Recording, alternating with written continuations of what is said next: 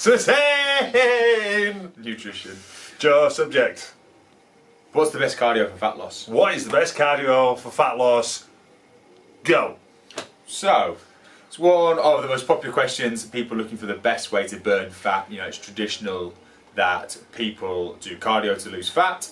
You know, cardio machines for fat loss, weights for muscle gain. That's the traditional setup, isn't it, in gyms? That's what people think they need to do. So it's one of the most popular questions. So what is cardio, first of all? We're going to go deep. So, cardio, lots of people will think it's walking on a treadmill, it's cross trainer, it's bike, it's spin, it's, you know, walking your dog. Yeah, all these various, walking the little schnitzel. But basically cardiovascular is just whatever uses your heart and your lungs. So CrossFit could be a form of cardio. You're kind of lifting weights, circuit training, So heavy. anything like that. But what you're really looking at doing is involving lots of big muscle groups, but for a prolonged period of time. So just like if you did a set of 12 reps of squats, that's not really cardiovascular because it's not long enough.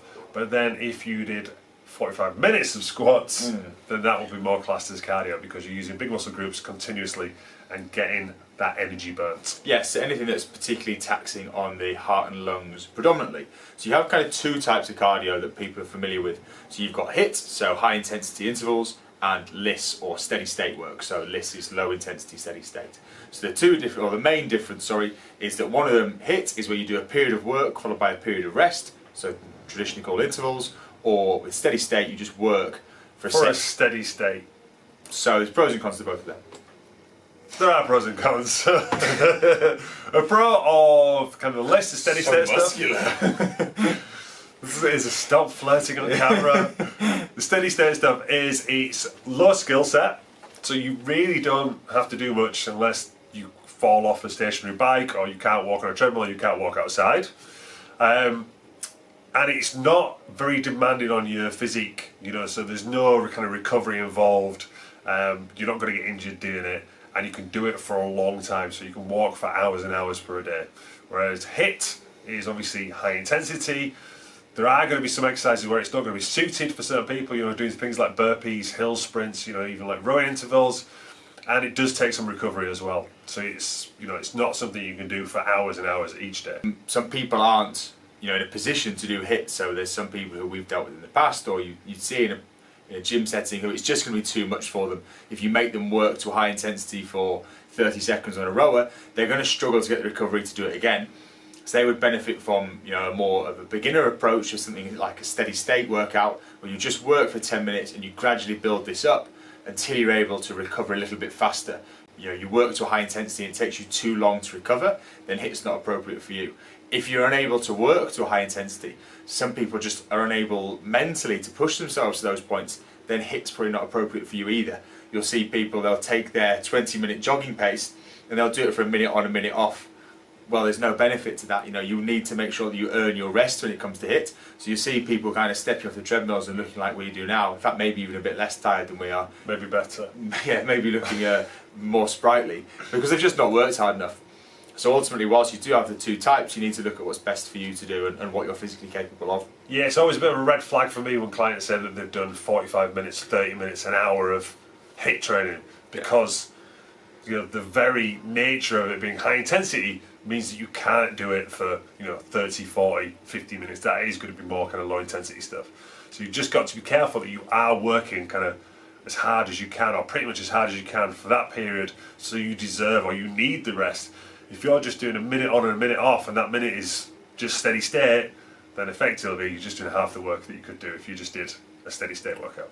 Yeah, one of the key caveats with cardio then is people will say, well, is it better to do it fasted? And the short answer is no. You know, there might be infinitesimal small benefits of doing it. If it works for you, then do that. But in no uncertain terms, is this going to be the be all and end all? And you know, suddenly you can go, if you fast before a workout, you get twice as many calories burnt.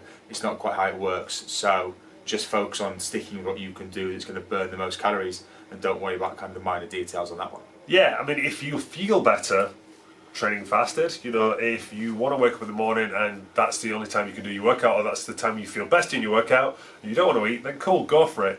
But we're saying is, you know, don't purposely go fasted because you won't get better results. Oh, Jesus! So there's probably two key considerations we think you need to take into account when deciding which cardio you're going to do. The first one would be time, and the second one would be what will you actually do. So the reason the first one being time efficient is if you only have 10 minutes, then doing a 10-minute walk or a 10-minute jog is probably not going to be the best option for you, unless you can work hard for that period of time. You know, if you can do a 1.5 mile run in 10 minutes, then you're obviously going to burn a lot of calories. It's just going to depend on who you are. So you just need to consider how much time you have before you decide. And the second one, kind of what you're physically able to do, will just depend on just that, what you're able to do. Yeah, I think for me, insanity is a key example of where kind of HIIT training goes wrong. We took high intensity interval training, we turned it on its head. But what you're getting is you're getting a lot of people kind of training in their front rooms or possibly even in classes who aren't strong enough to do plyometric exercises, who can't keep up with the intervals, but then think that they've heard these buzzwords of kind of HIIT and high intensity, and this is what they need to do for fat loss, where they just don't. And for someone to be kind of jumping around and doing high knees sprawls, things like that, is just not appropriate for. So then you would go more down a kind of a steady state thing, or you'd kind of modify it so you could do sprints perhaps on a cross trainer and things like that. So it's going to massively come down to an individual. So we're probably not going to give you the answer that you wanted. You probably clicked on this video thinking they're going to tell me which is this the best. This could take 10 seconds. Yeah, the best form of cardio. But again, it all comes down to adherence and what you're going to do and what's more suitable for you. And again, it comes down to the mental thing. Is you'll see some people, and they'll be doing their HIIT on the rower, kind of nice and steady, looking off into the distance. If you don't have the capacity to work that hard, and there's nothing wrong with that, then just do something more time effective and it's more time efficient and more effective for you. It's as simple as that, and you don't need to be embarrassed about that. Look at, kind of output and the effort that you're putting in. So recently I did the bleep test. Stinker.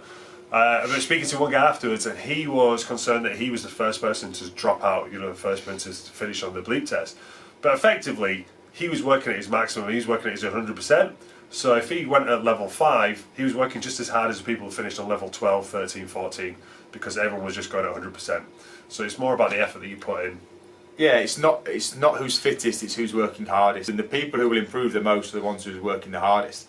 If you can straight away run a 1.5 miles in 9 minutes, but 12 weeks later you're still doing the same, you probably haven't worked that hard because you're still doing the same levels. You might just be genetically gifted. So you need to kind of look at what, where you are now and just progress from there. I think the next kind of key point is a video we've done that you can find elsewhere if you're interested, is HIIT or shit. So one of the big issues you see with people looking for cardio for fat loss is, the buzzword around HIIT, and they're just doing the wrong exercises that aren't applicable to high intensity training.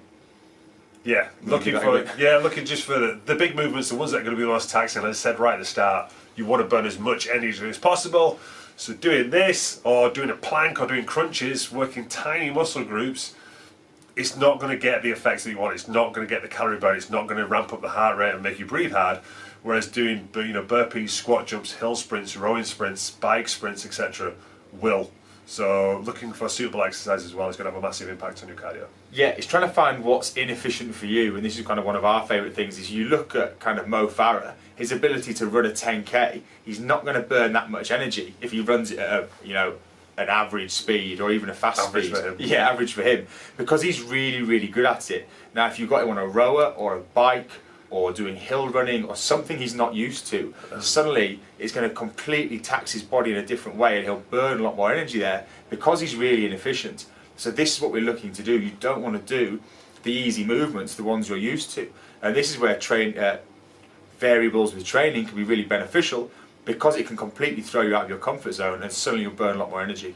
Yeah, I think the comparison I always make with people when they say I'm just so unfit, when they're doing something that's completely different, is the same thing. You took Mo Farah and you made him run sprints, he will be blowing. If you took a sprinter and made them run a marathon, they'd be blowing too. So it's just kind of getting out of your comfort zone, as Joe said, try and find exercises that you're very inefficient at, so they'll burn the most fuel. Yeah, you're only as strong as your weakest link, so if you can pick up on those weaker points, odds on it'll have the biggest impact overall, so it's definitely worth doing. Quick, cheeky summary then? Yeah, we're not going to give you a real answer. Yeah, what's the best cardio for fat loss? Whatever you've got time for, whatever you'll do consistently, whatever you find challenging. Yeah, just for change, we're not giving you a straight answer. Yeah, tough. Sorry.